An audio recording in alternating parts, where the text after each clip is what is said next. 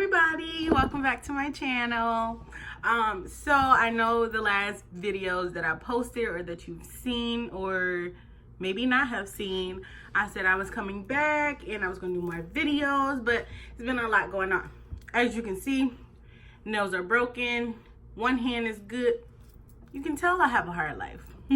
For those who do not know me, my name is Shani. I am a mother of a 2-year-old, a wife, a daughter, sister, cousin, all that good stuff. And I want you to get familiar with me, because if you've already clicked on this video and it's new to you, you're probably going through the same thing or thinking about going through what I'm about to go through. And that is a VSG surgery. So for those of you who are not sure what a VSG is, it's a vertical sleeve gastrectomy. And that's where they take I want to say 70 to 80% of your stomach and they remove it so that you only have 20 to 30% of your stomach left.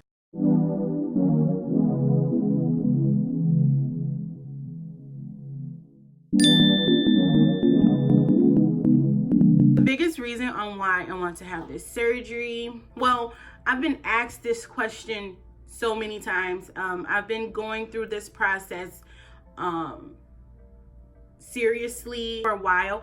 It's been less than 6 months for it fully being like put into play and doing this, but we've been talking about this for about a year, me and my family, well, me and my mother mainly, and my husband. I have 2 aunts that have had this surgery already. One has had the gastric bypass and one has already had the gastric sleeve, as well as one of my mother's friends has had it. And excuse me, but I know quite a few people that have made this lifestyle change, and it's done a lot of good for them, and they've not had any issues that they've had in the past now. So that's one of the main things on why I started to consider this surgery. But another reason is because of the health issues that I have in my family. Now, if you'll see me looking down a little bit, I wrote some stuff down. Excuse my book, it's a little messy, but I did write some stuff down just so I remember it. Don't judge. I just need to make sure I get everything in on this video. So number one thing that runs in my family is diabetes. Now, diabetes runs deep on both sides of my family, as well as obesity. High blood pressure, I've seen it more on my mom's side than I've seen it on my dad's side, but I'm sure it's there. Kidney disease, glaucoma, and then a few cancers. Now, the cancer doesn't necessarily coincide with obesity or the weight or anything like that, the weight loss portion of that. But there's a lot of things on my family that in my family that I want to, as well as sleep apnea too, that I want to make. There's a lot of things in my family that I want to make sure that it skips me by me having a healthier lifestyle. So let's get into the rest of it. Weight is a big thing. Like I said, obesity runs deep in my family. I'll say all of my siblings are considered obese in some type of way. It ranges from 200 pounds all the way to 300 pounds.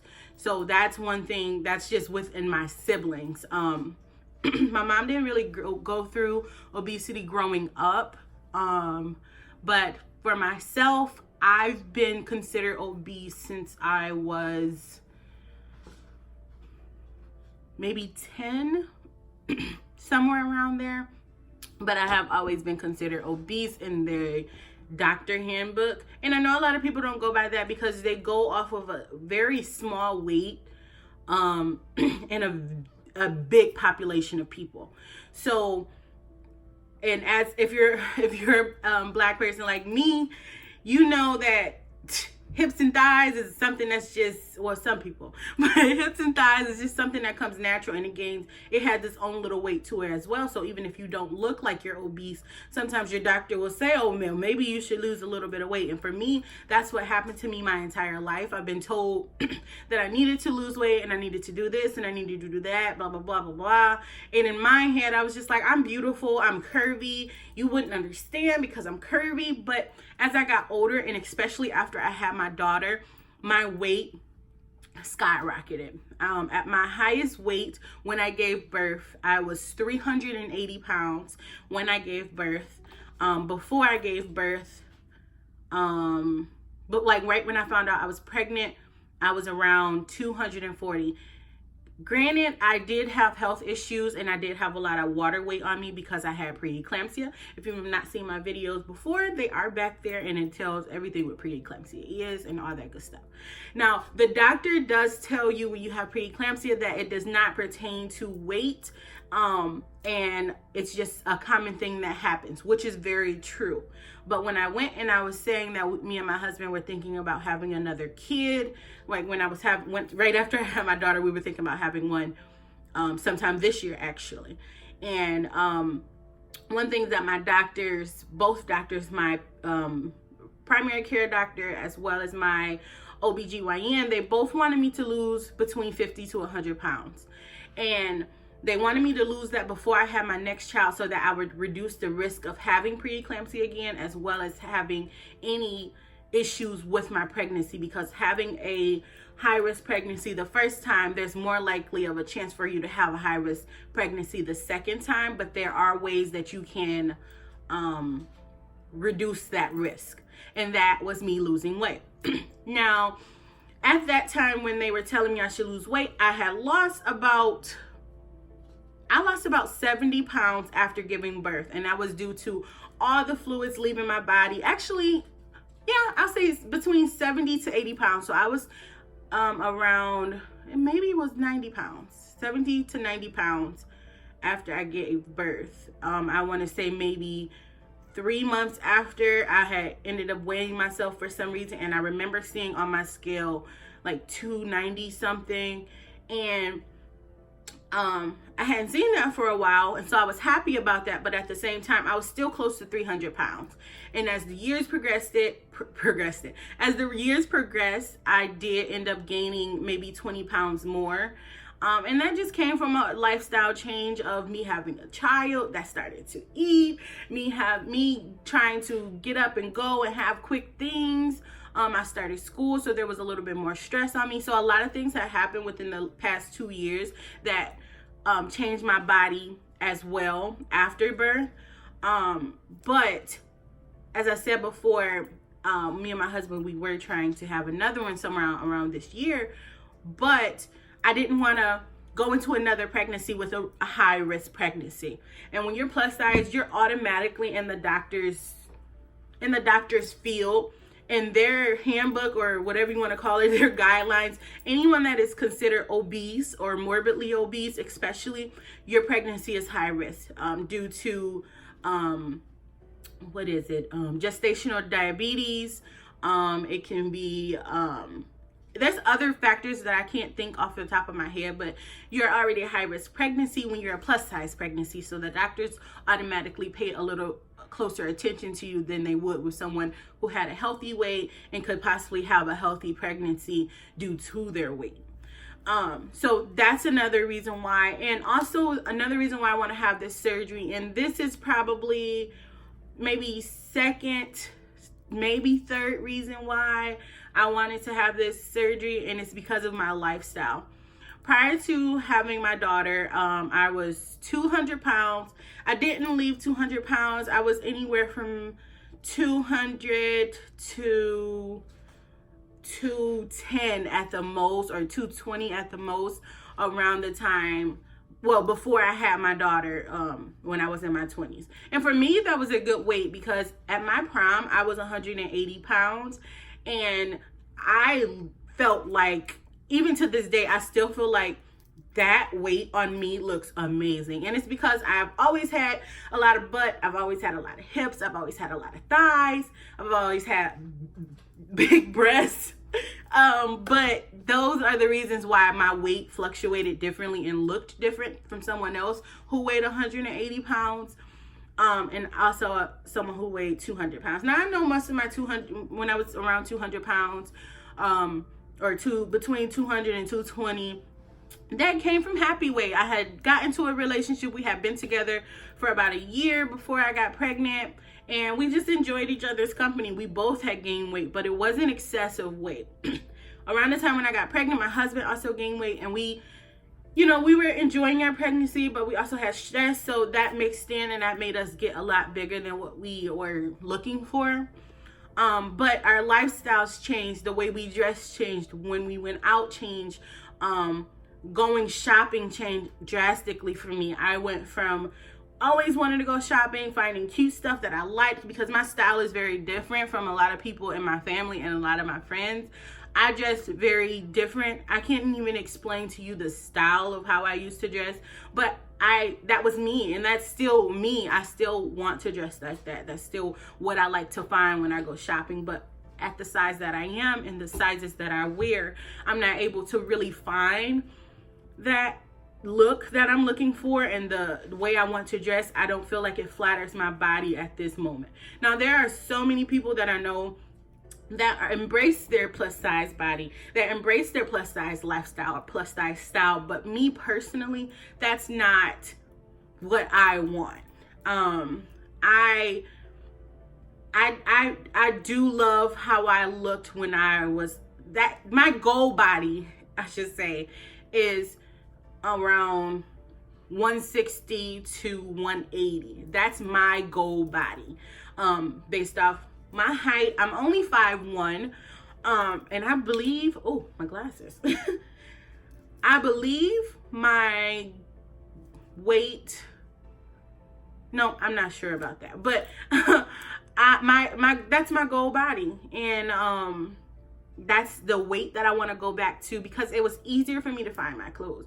I felt happy going shopping.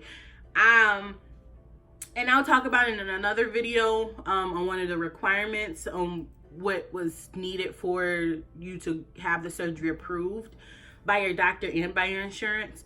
But I still have anxiety when I have to go shopping. What really made me choose to do the surgery is and this was only like 2 months ago, I started getting serious and cracked down on everything that I did to make sure that this surgery could happen, because I was going shopping to find a simple shirt and pants for my daughter's 2nd birthday. And I was already stressed out and, trying to get everything ready for her party, but trying to find an outfit for her party, or a simple shirt that I felt that flattered my body and made me look, presentable and nice and upkept and all that good stuff.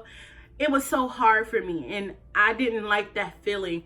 I didn't like that I would pick up a shirt that I was like, oh, this is so cute, so perfect. Oh, this is just my size. And I go and try that shirt on, and it's like, oh, this is not it, not at all. Whereas when I would go shopping before, when I was at my goal weight, I would put on a shirt, or I would put on some jeans, and I was like, oh, this is perfect. Let me put this to the side. Let me try this, and I'll try something else on. And I'm like, oh, I really like this.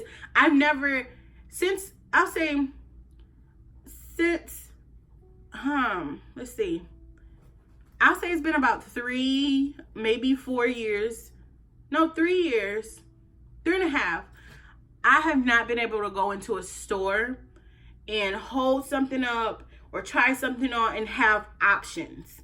That's mainly what I miss. I miss having the option of picking this outfit or having this outfit. Or, oh, I might like this. Oh, I seen this online. Maybe let me order this, and then I'll be able to wear that for this. No, I have to order something. If I order something, I have to order it, try it on, and then it's a possibility that it'll fit, or it's a possibility they'll have my size. And those are the things that I have an issue with that I wanted to change. And like I said, this is just something for me. I won't say my self-esteem dropped. I know that I'm beautiful. I know that I am more than just my body. And these are things, I've always had the high self-esteem and things like that. I won't say my self-esteem dropped as far as who I am, because I've always known who I am, and I'm so thankful that I haven't lost that. But the fact of me putting clothes together and doing, just getting to my happy self when it comes to shopping, shopping therapy or retail therapy and things like that. I don't have that luxury of having something like that to, you know, get my mind off of something, or to make me feel a type of way that you feel when you go retail shopping. Those are my reasons on why I want to have this surgery. So the next thing I put is what are my goals after surgery.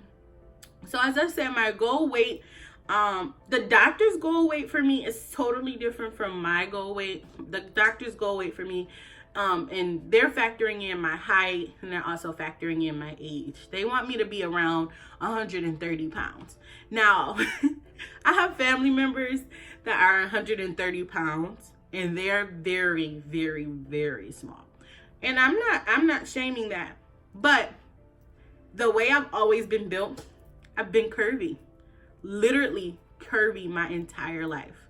So having the thought of 130 pounds in my head, I don't feel like that's what I want for my mental picture for myself. Also my lifestyle. The doctor's goal is to meet this criteria of, or this box of what most people my height are in. But I know my body, and I know I need to be healthy, but I also know I need to feel healthy, and I need to look healthy for my well-being. So my goal weight is 160 to 180 pounds.